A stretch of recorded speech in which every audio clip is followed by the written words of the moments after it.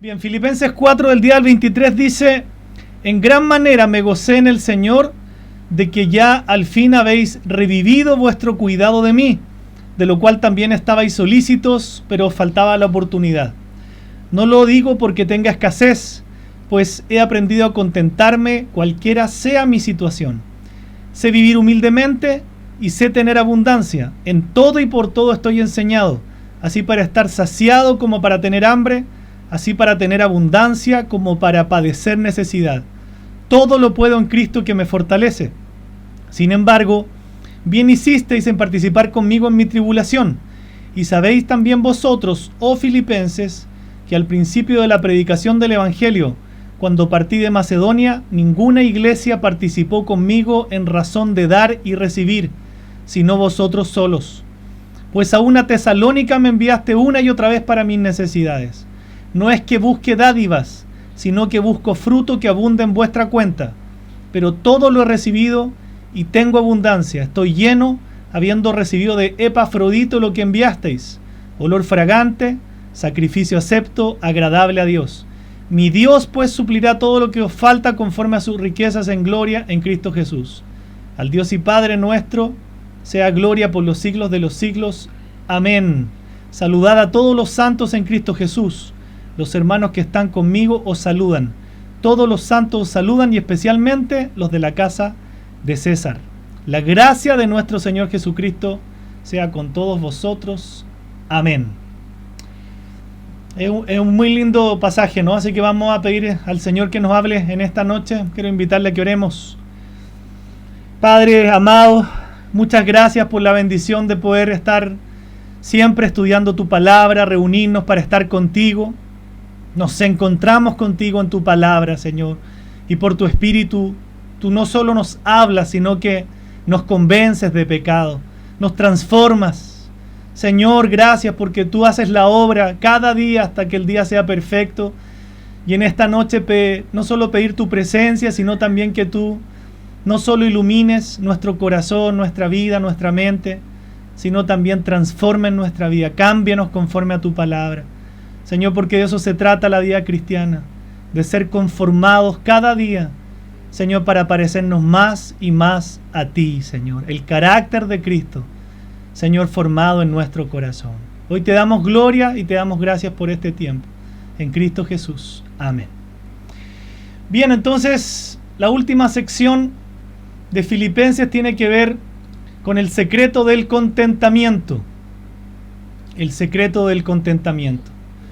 Qué importante, ¿no? Es que en esta última sección del libro, Pablo habla de un gran apoyo que recibió los filipenses, ¿no?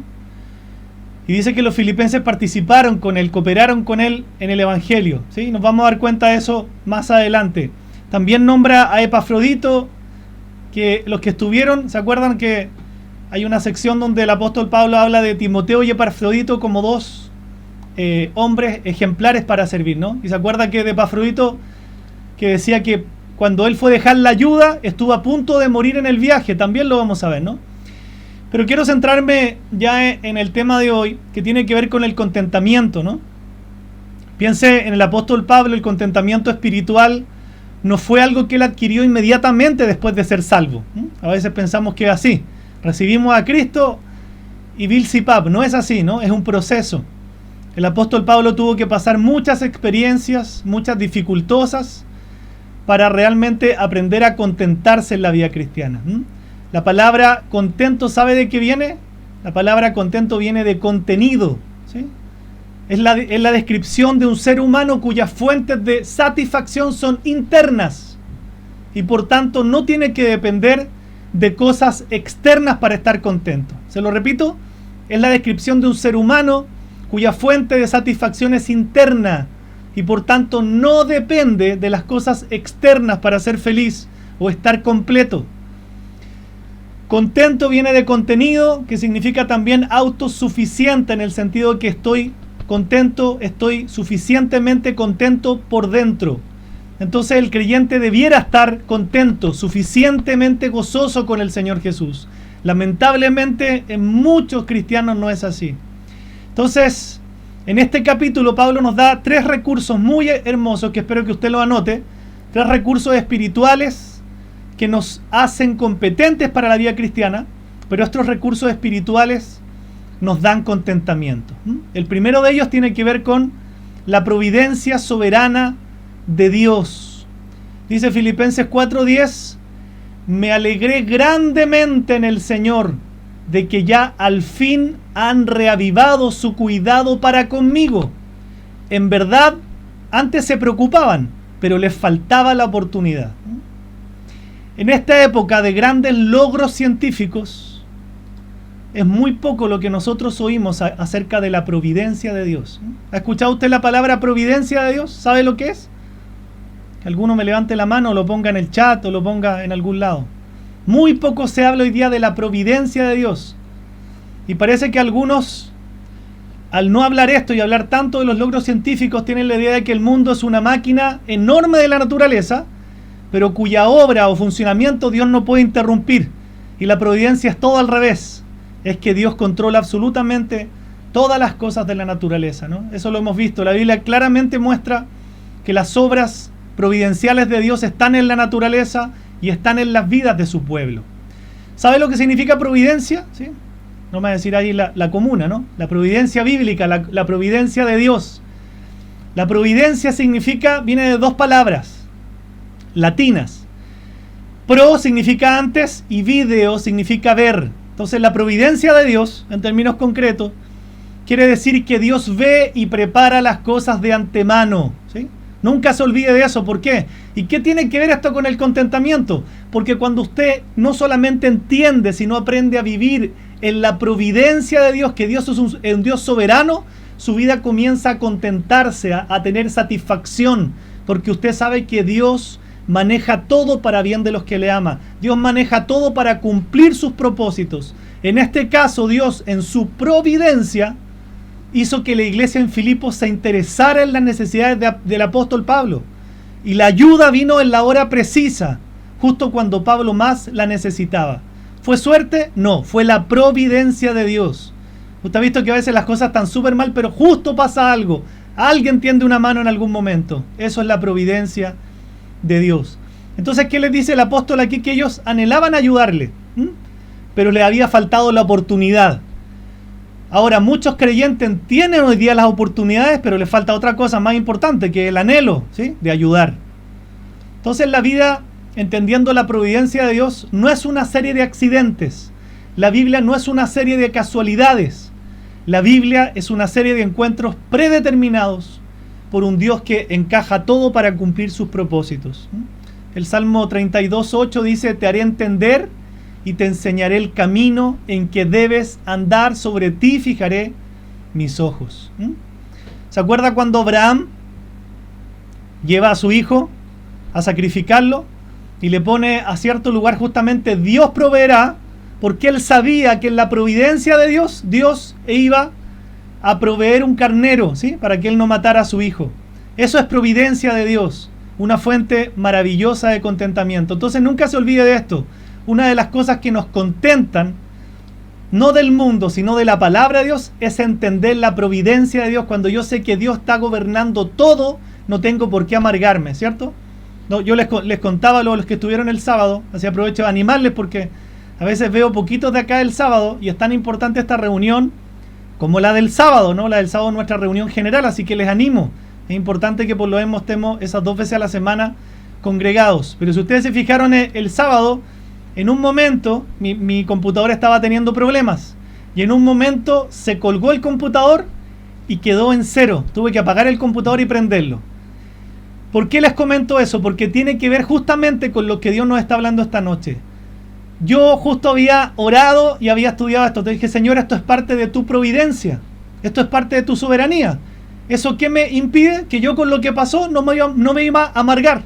Que con lo que pasó no me iba a frustrar. Sino que hago, me contento y tú sabes lo que permites para tu gloria. ¿Vamos entendiendo? La providencia de Dios, vivir en su providencia, hace que nosotros no nos amarguemos por cosas malas que pasan. Que no nos frustremos por cosas que nosotros no tenemos o no suceden cosas. La providencia de Dios no hace que nosotros nos contentemos. Segundo aspecto que ayuda a contentarnos: el poder infalible de Dios, el poder infalible de Dios. Por eso dice Filipenses en los versículos siguientes, del 11 al 13, no lo digo porque tenga escasez, pues he aprendido a contentarme cualquiera que sea mi situación. Sé vivir humildemente y sé tener abundancia. En todo y por todo estoy enseñado, así como para estar saciado, como para tener hambre, así para tener abundancia, como para padecer necesidad. Todo lo puedo en Cristo que me fortalece. Yo les decía la semana pasada que hermoso es entender versículos que son famosos a la luz del contexto correcto, ¿cierto? Qué hermoso es entender eso. Miren lo hermoso. No lo digo porque tenga escasez, porque he aprendido a contentarme cualquiera sea mi situación. ¿Por qué? Porque Pablo sabía y confiaba en el poder infalible de Dios. No solamente en la providencia de Dios, sino sabiendo además que Dios era poderoso. ¿Se contenta usted cualquiera sea su situación? ¿O hay situaciones que le amargan, ¿sí? Le quitan el gozo, le roban la alegría? Hay situaciones que le frustran, que le hacen pelear. Comprendamos eso. Su vida no está contenta o triste por lo que pasa. Su vida está contenta o triste por la percepción que usted tiene de Dios y cómo reacciona frente a lo que la Biblia enseña. Usted puede tener un trabajo donde hay gente que me dice, trapea conmigo el jefe. Bueno, la providencia de Dios está permitiendo eso para dos cosas. Primero, para que te contentes cualquiera sea tu situación. Y segundo, porque Dios quiere trabajar algo en tu carácter que está mal. ¿Cierto? Pero ¿qué hacemos? Nos enojamos, ¿cierto? Nos frustramos. Y el apóstol dice acá, sé vivir humildemente y sé tener abundancia. En todo y por todo estoy enseñado. Así como para estar saciado, como para tener hambre, así para tener abundancia, como para padecer necesidad. ¿Está usted contento cuando ha aprendido a vivir en escasez? ¿Está contento cuando está en abundancia? ¿Sabe vivir humildemente y al mismo tiempo sabe vivir en abundancia? Todo lo puedo en Cristo que me fortalece. El apóstol Pablo de inmediato le hace saber a sus amigos que no se está quejando por ningún motivo, al contrario. Su felicidad, insisto, no depende de las circunstancias o de las cosas. La suya tampoco, ¿sí? Hay pocas camaritas, no los veo, pero espero que estén realmente en una actitud de iglesia, ¿no? De que estamos en la iglesia, como si estuviéramos en la iglesia, porque eso es lo que nosotros necesitamos hacer en este tiempo, ¿no? Estar pendientes como si estuviéramos en la iglesia, estar con un corazón dispuesto como si estuviera en la iglesia, y no perdamos ese vínculo, ¿no? Que Dios nos ha dado. ¿Por qué les digo esto? Porque su felicidad, la suya también, no depende de lo que usted está pasando. Su gozo proviene de algo más profundo, algo completamente aparte de la pobreza o la prosperidad. Por eso que es tan malo cuando dicen, no, que esta persona no es feliz porque no tiene muchas cosas, ¿cierto? Y el que tiene muchas cosas es feliz. Totalmente al contrario de lo que está diciendo el apóstol Pablo. Él aprende a contentarse aunque esté viviendo en escasez, pasando hambre como un pobre, o cuando está en abundancia, ¿sí? ¿Qué hace generalmente la gente cuando le faltan cosas o está en pobreza? O usted mismo cuando le ha faltado algo, reclama, ¿cierto? Se amarga y reclama. ¿Y qué hace el que está en prosperidad? Dios le piensa bendecir y hasta luego, ¿cierto? Me voy por el dinero y me voy por el trabajo. Y como Dios me ha bendecido, mira, ya no tengo tanto tiempo para conectarme a las cosas de Dios. Somos así los seres humanos, ¿no? Somos así. Entonces el apóstol Pablo justamente está combatiendo estas dos posturas equivocadas. No tengo una actitud equivocada ni cuando estemos en pobreza ni cuando estemos en abundancia, sino aprendernos a contentarnos y a vivir en escasez y en abundancia. Pienso que la mayoría de nosotros, sinceramente, hemos aprendido a veces a vivir humildemente. ¿Cuándo? Cuando vienen dificultades, ¿cierto? Dios permite dificultades en nuestra vida y ahí corremos a los brazos del Señor.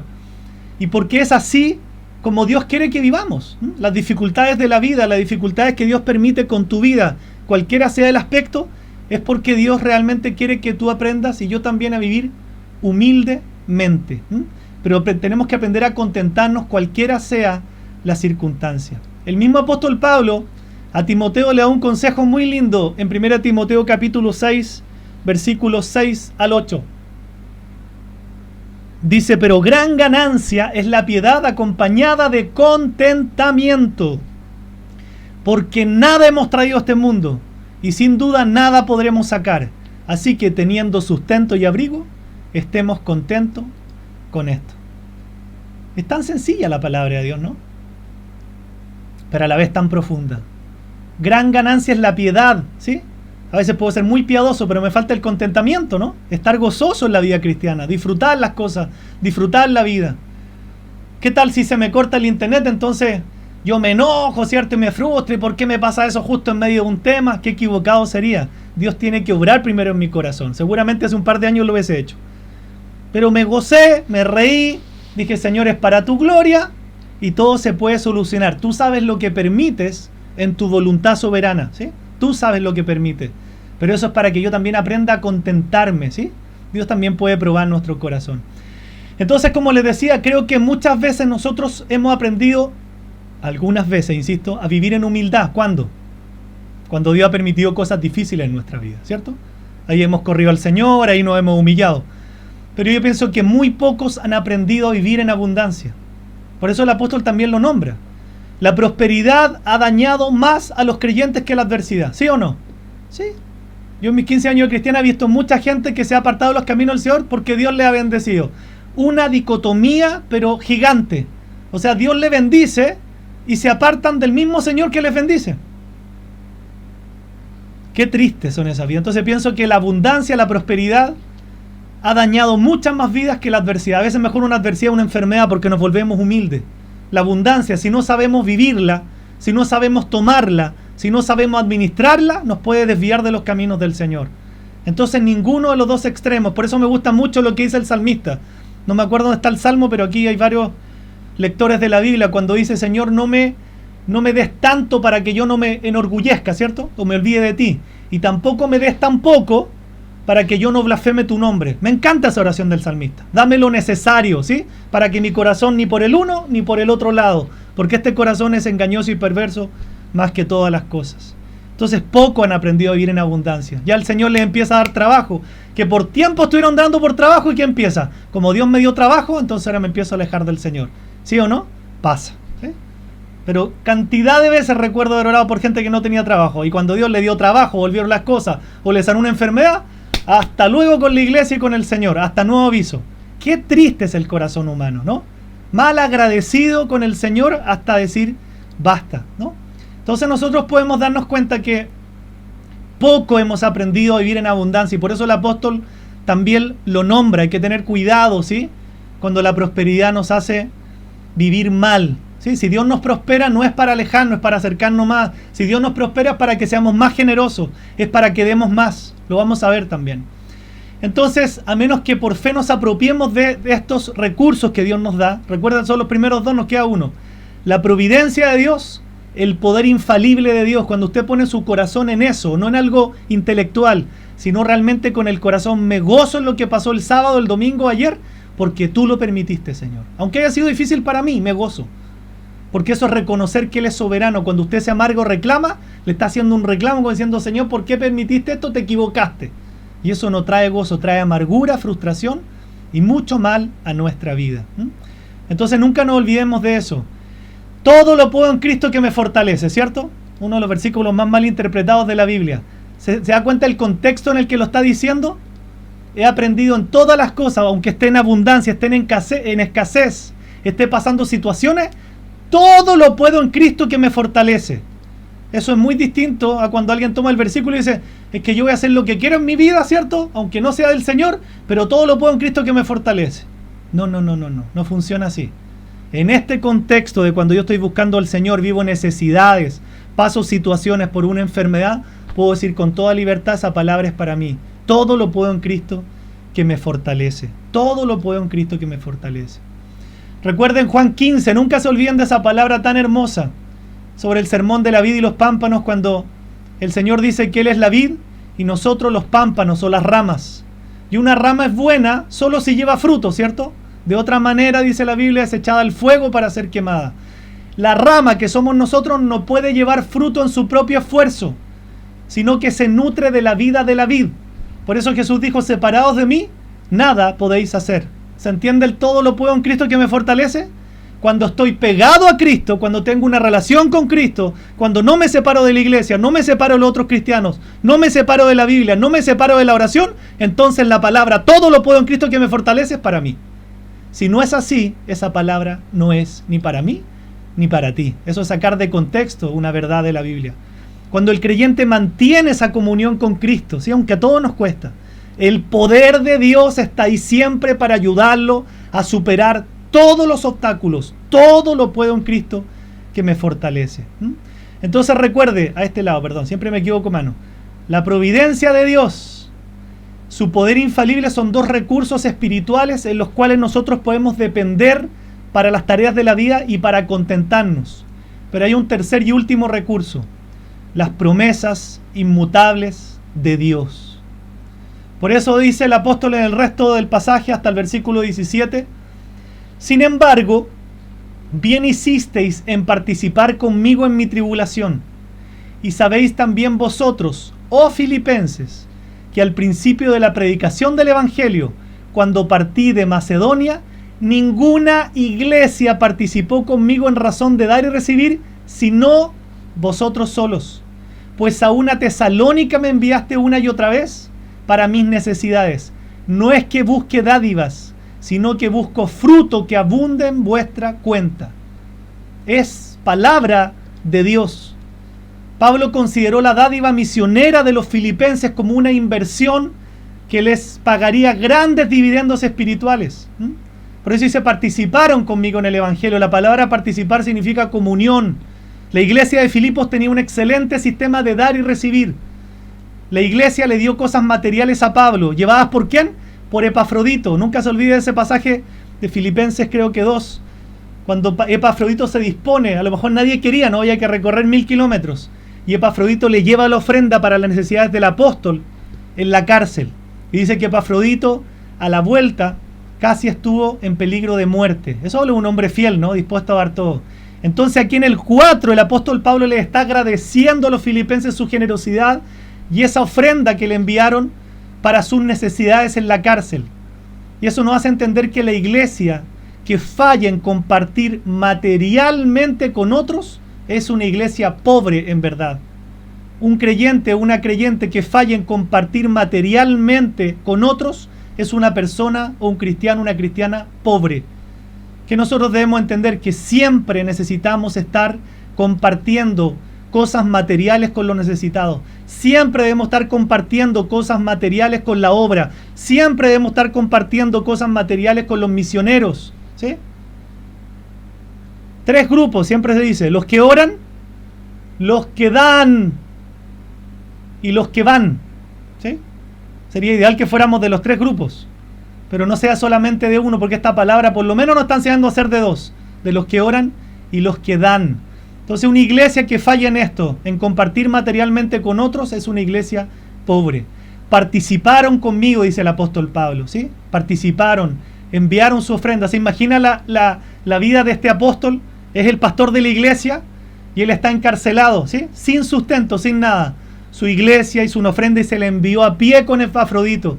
Y él al final de la carta está agradeciendo, ¿sí? Y haciéndole entender lo importante que es esto, lo importante que es dar.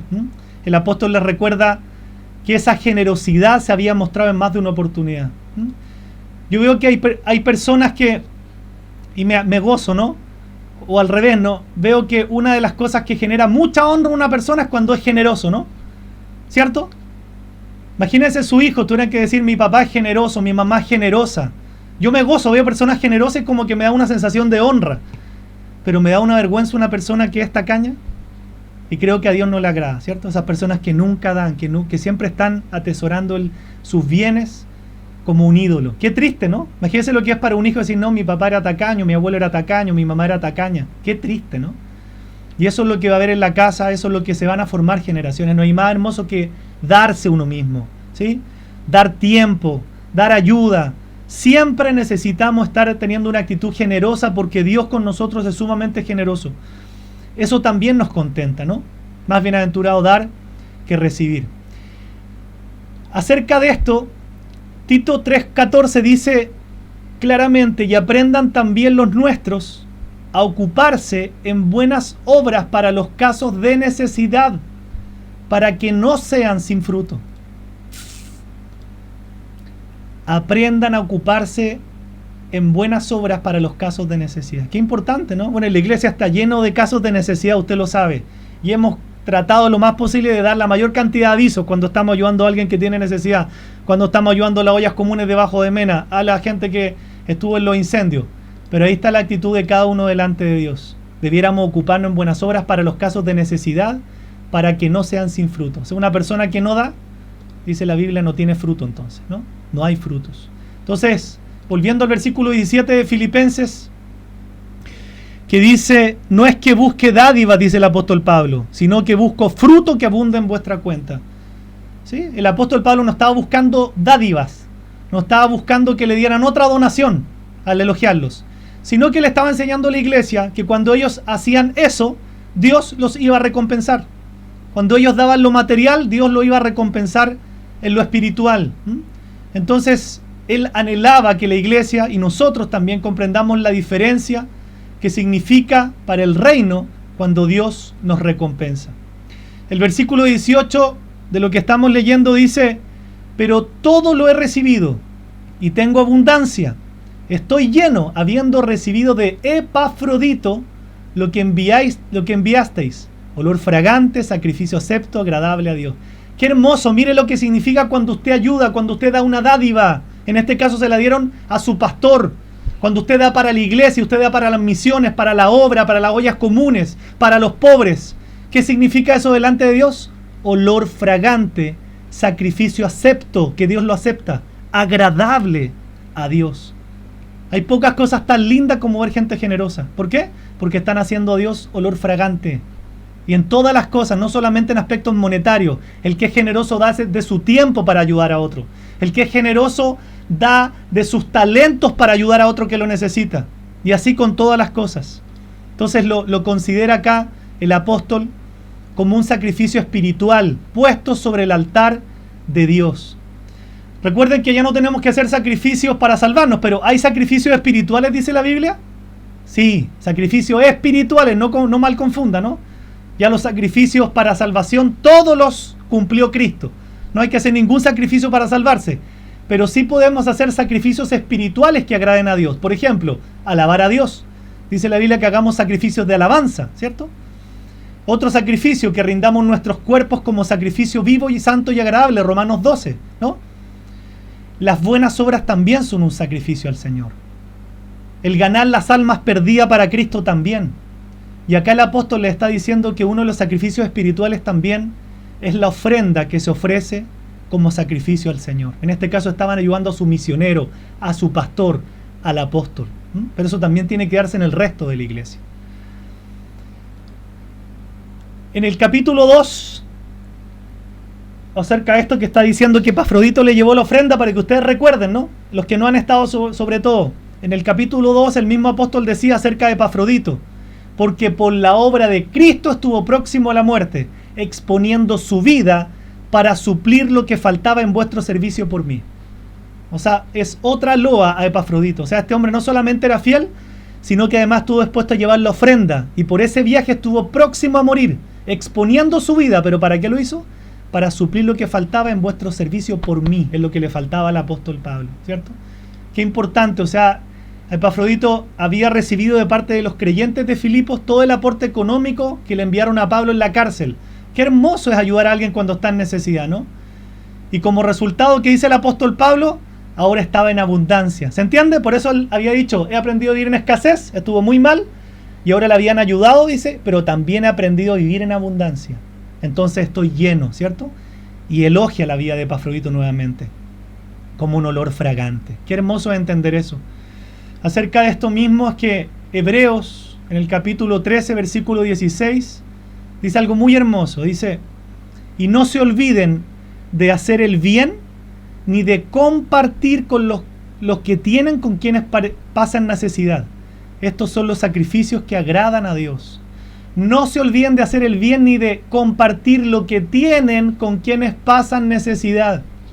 Estos son los sacrificios espirituales, por cierto, que le agradan a Dios. Qué hermoso es cuando agradamos a Dios. No se olvide de compartir las cosas. Me imagino que a usted hay muchos de aquí que no le falta la comida, pero qué importante cuando usted destina tantos paquetes de arroz para, yo sé, una señora, una vecina que a lo mejor no tiene. Qué importante es compartir cosas mías con el conserje. que a lo mejor está pasando situaciones difíciles. Qué importante es entender esto. Tiene que ver con el contentamiento. Las promesas de Dios también son para usted. Usted va a ver mucha bendición cuando usted aprende a dar, ¿sí? Eso le enseñó el apóstol a la iglesia. Ustedes van a dar en lo material, Dios les va a bendecir en lo espiritual, ¿sí? O sea, yo me pregunto y digo, Señor, hago una visión larga y digo, el que es generoso lo veo bien siempre. ¿Por qué? Porque Dios lo bendice.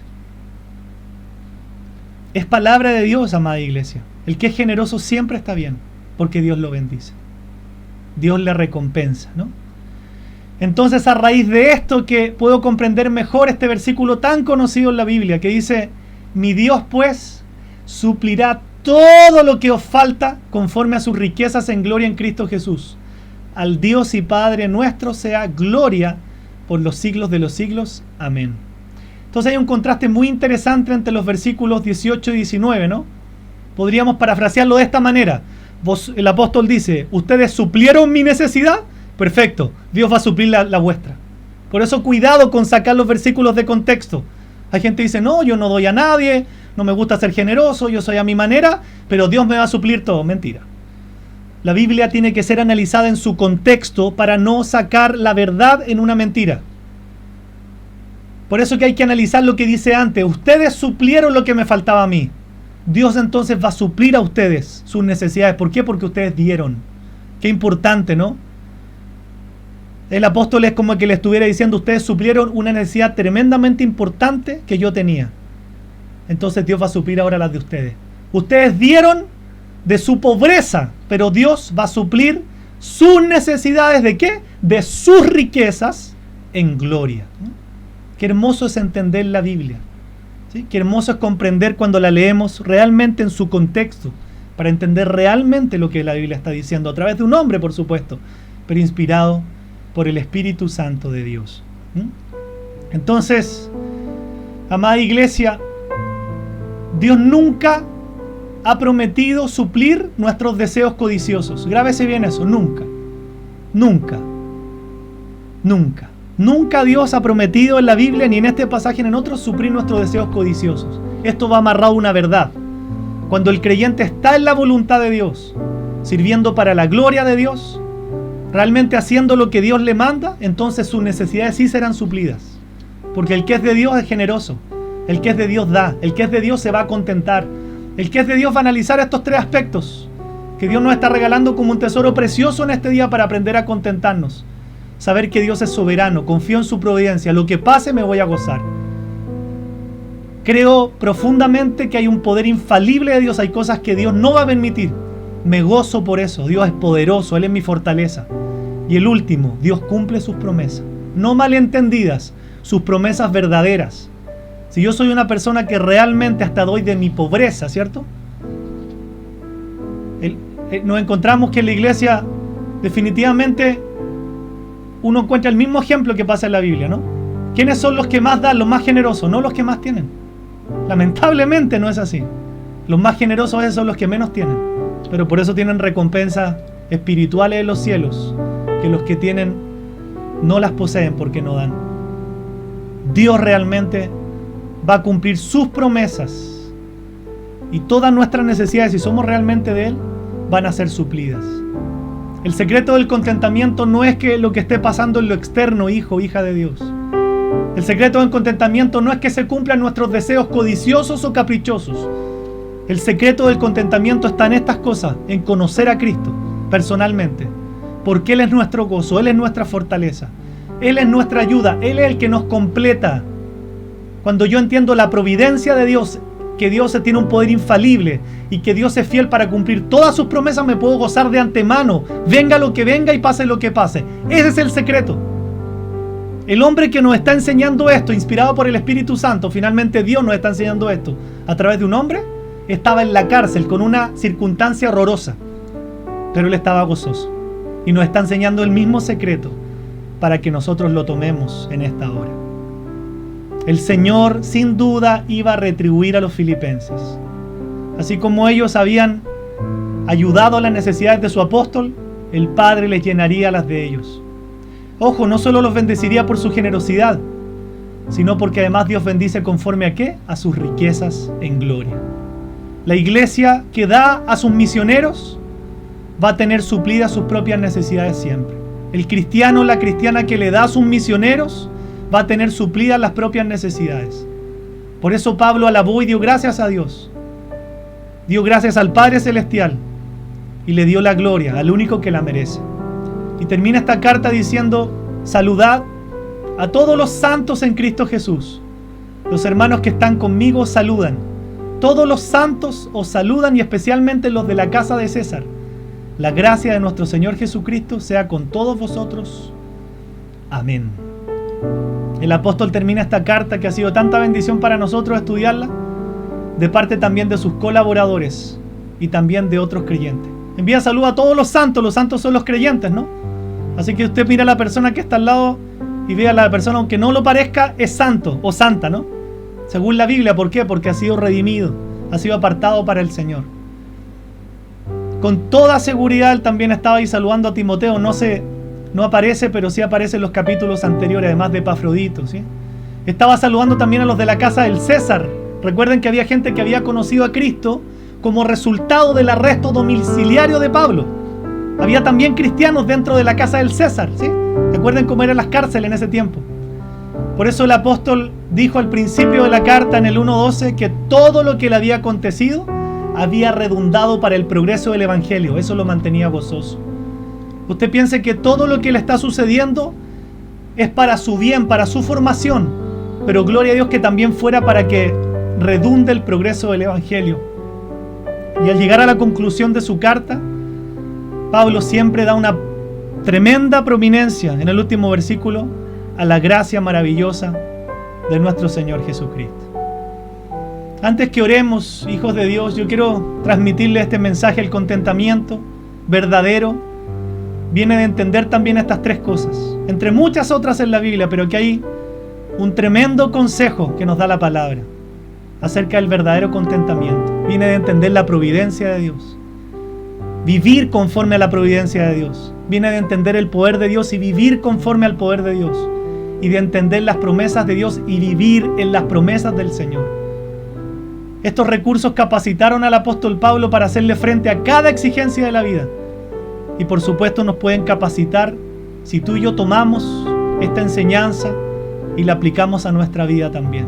Nunca te olvides que Cristo es nuestra felicidad. En Él estamos completos, dice la Biblia. En Cristo estamos completos. El problema es que a veces no estamos en Cristo, no estamos en intimidad con Él, no gozamos de una relación íntima. Cristo es nuestro contentamiento, nuestra felicidad, el que nos completa, el que nos llena, el que nos sacia, el que hace absolutamente todo. Quiero invitarte a que vayamos entonces a buscar a Cristo en esta noche. Cierra tus ojos en arrepentimiento y fe. Inclina tu cabeza y dile: Señor, definitivamente entiendo que te necesito. Necesito más de Cristo. Necesito más de ti, porque tú eres el gozo, dice la palabra. Fruto del Espíritu es el gozo. Necesito más de tu presencia, Señor. Perdóname porque a veces te busco cuando me sobra el tiempo. Me congrego cuando me sobra el tiempo y no me doy cuenta, Señor, que mi corazón lo que necesita es más de ti. Me doy cuenta que mientras más trabajo tengo, a lo mejor más dinero, mi vida se vuelve más horrorosa, más parca, más fría, más amarga. Y lo que antes anhelaba, que era tener un trabajo, dinero, hoy día reclamo, Señor. Pero es porque no es lo que necesito, no es eso. Tú me vas a dar todo lo que yo necesito. Señor, lloro como el salmista en esta noche para decirte: no me des tanto para que me olvide de ti, ni tampoco me des tan poco para que no blasfeme tu nombre. Manténnos con lo que necesitamos, pero que yo entienda que mi corazón necesita de ti para ser feliz. Cristo es la felicidad de un ser humano, pero cuando realmente ese ser humano está lleno de Cristo, cuando tiene una relación íntima con Cristo, cuando busca a Cristo todos los días, entonces entiende que la felicidad es conocerle, entiende que la felicidad es también vivir en estos patrones de la palabra de Dios. Señor, qué contento, qué feliz me hace saber que tú eres soberano, tu providencia lo mueve todo, Lo que pase no tengo por qué amargarme, por qué frustrarme. Puedo gozarme cuando esté en tribulaciones sabiendo que tú manejas todo para bien de los que te aman. Sabiendo que tú eres poderoso. Sabiendo que tus promesas las vas a cumplir siempre porque tú eres fiel. Y tú no puedes negar tu nombre. Eso me hace contento, me da tranquilidad, una paz real. Puedo gozarme, Señor. Puedo entender tu palabra entonces que dice que, Señor, cuando estemos en tribulaciones las tengamos por sumo gozo. Ahora puedo entender mejor eso. Porque el apóstol las dice porque él estaba lleno de Cristo, lleno de la presencia del Espíritu de Dios. Y eso es lo que necesitamos en esta noche. Estar más contigo. Señor, tú haces feliz al ser humano. Tú haces feliz al hombre cuando te conoce. Tú haces feliz a la mujer cuando realmente te conoce. Yo te oro para que los que están aquí profundicen esa relación contigo. Y si alguien no te conoce y piensa que te conoce, Señor, revélate, atrae con cuerdas de amor. Señor, da salvación a las vidas que la necesitan, que están escuchando este mensaje. Si alguien piensa que te conoce en lo religioso, pero no en un nuevo nacimiento, yo te pido que tú le des vida y vida eterna. Señor, te confesamos hoy día que necesitamos mucho de ti. Gracias, Padre, por este tiempo. Gracias, bendito Dios. Te alabamos y te bendecimos, Señor. En el nombre de Jesús. Amén y amén.